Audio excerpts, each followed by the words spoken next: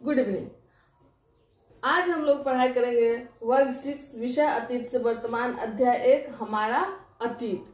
अतीत जो है उसका मतलब क्या होता है, सबसे पहले ये जानना जरूरी है। अतीत का मतलब होता है बीता हुआ कल, और बीते हुए समय की जानकारी। अब कुछ समय ऐसा है जो कल घटित हुई हो, परसों घटित हुई हो, या फिर 10 दिन पहले घटित हुई हो, या 1 साल 2 साल 3 साल पहले घटित हुई हो।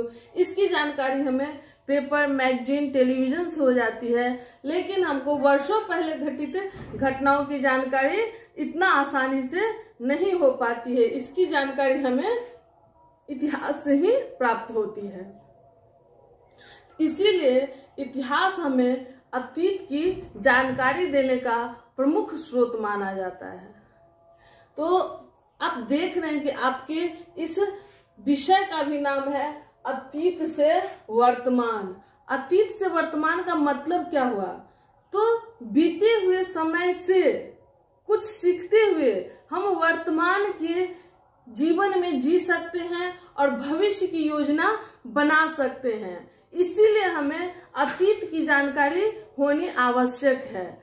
इसीलिए कहा जाता है कि इतिहास को जितना इग्नोर कीजिएगा उतना अपना वर्तमान के अस्तित्व को खो दीजिएगा और भविष्य की योजनाओं को बनाने में असफल साबित होइएगा। जो इंसान, जो पूर्वज एक बार जो ठगाया हुआ हो, उसके वंशज आगे आकर के बहुत ही अच्छा हो सकते हैं उनकी गलतियों से सुधार करके। लेकिन जो व्यक्ति अपना अतीत ही खो देगा, अपने इतिहास को ही नहीं समझ पाएगा, वो आगे भी कई पीढ़ी तक ठगाते ही रहेंगे।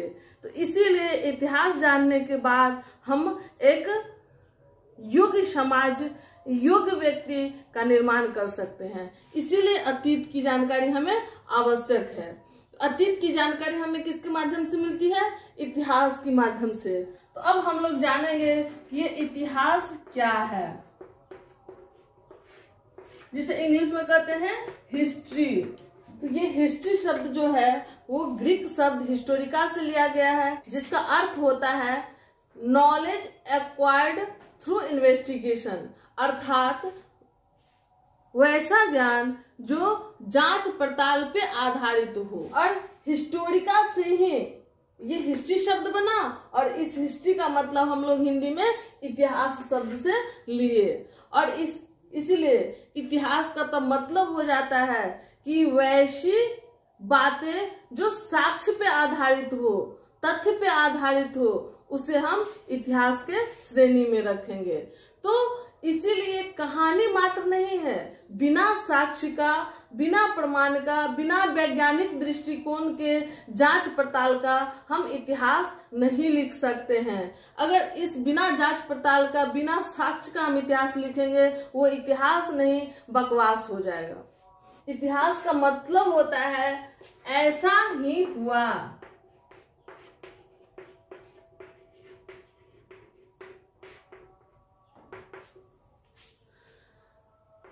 ऐसा ही हुआ, अर्थात भूत का वैसा ज्ञान जो साक्ष्य और तथ्य के आधार पे आधारित हो। बिना सबूत का हम कैसे दावा कर सकते हैं कि हाँ, हम जो कह रहे हैं वही सत्य है? तो इसीलिए इतिहास का मतलब होता है ऐसा ही हुआ, और जो साक्ष्य और तथ्य पे आधारित होता है। अब हम देखेंगे इतिहास कितने वर्गों में बांटा गया है। इसे मुख्य रूप से 3 वर्गों में हम लोग बांटते हैं। एक प्राक ऐतिहासिक काल, एक आद्य ऐतिहासिक काल, एक ऐतिहासिक काल। अब ये प्राक ऐतिहासिक काल क्या है, आद्य ऐतिहासिक काल क्या है, ऐतिहासिक काल क्या है? अब इसका मतलब समझ लीजिए। प्राक ऐतिहासिक काल क्या है?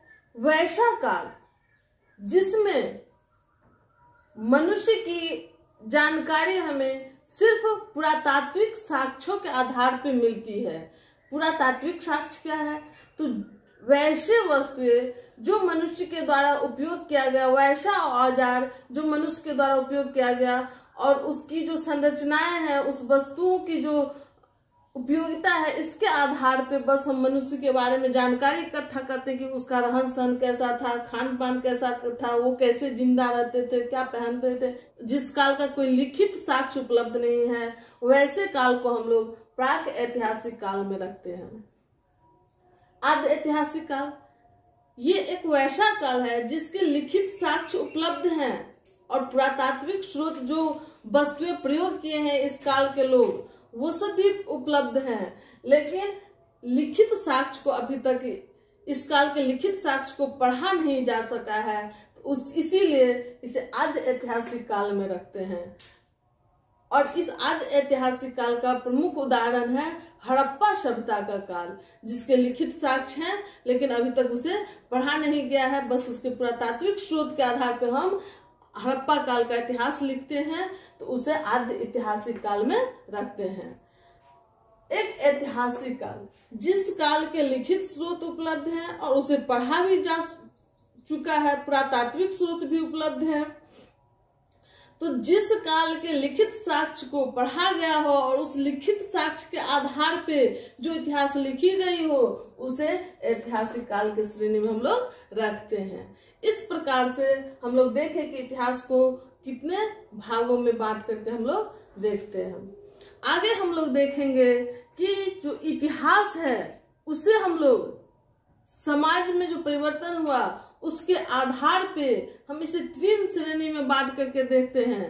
एक प्राचीन इतिहास, एक मध्यकालीन इतिहास, एक आधुनिक कालीन इतिहास, जिसमें अभी हम लोग जो 6 क्लास का अध्ययन कर रहे हैं वो प्राचीन भारत के इतिहास के बारे में अध्ययन करेंगे और 7 क्लास में मध्यकालीन इतिहास का अध्ययन करेंगे और 8 क्लास में जाकर के आधुनिक काल के इतिहास के बारे में अध्ययन करेंगे। इसी के साथ आज का वीडियो समाप्त होता है, यह अध्याय भी समाप्त होता है। बस हमें अतीत के बारे में इसमें जानना था और इसे हम लोग डिटेल में जाने। इसी के साथ अगले क्लास में हम लोग अगले अध्याय के साथ आएंगे। धन्यवाद।